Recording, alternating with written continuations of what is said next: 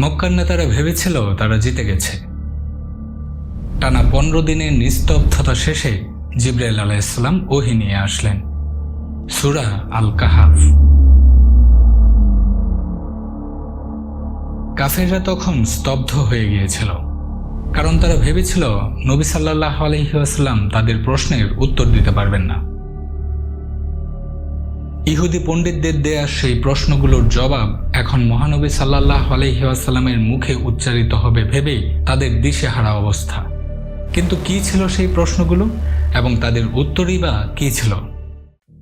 প্রথম প্রশ্ন ছিল, কারা সেই যুবক যারা গুহায় আশ্রয় নিয়েছিল? যার উত্তর, সেই যুবকরা ছিল আসহাবে কাহাফ, যারা একটি জালিম রাজার হাত থেকে নিজেদের ঈমান রক্ষা করার জন্য একটি গুহায় আশ্রয় নিয়েছিল এবং আল্লাহ তাআলা 309 বছর তাদেরকে ঘুম পাড়িয়ে রেখেছিলেন। এবং দ্বিতীয় প্রশ্ন ছিল, কে সেই মহান রাজা যিনি পৃথিবীর এক প্রান্ত থেকে অন্য প্রান্ত সফর করেছিলেন? সেই মহান রাজা ছিল জুলকারনাইন, যিনি পৃথিবীর এক প্রান্ত থেকে অন্য প্রান্ত সফর করেছিলেন এবং ইয়াজুজ মাজুজকে রুখতে তিনি লোহা এবং তামা দিয়ে একটি বিশাল প্রাচীর তৈরি করেছিলেন। এবং তৃতীয় প্রশ্ন ছিল, আত্মা বা রূহ আসলে কি? আল্লাহ তাআলা বলেছেন, রূহ আসলে আল্লাহর আদেশ মাত্র এবং এর পুরো রহস্য একমাত্র তিনি ছাড়া আর কেউ জানেন না।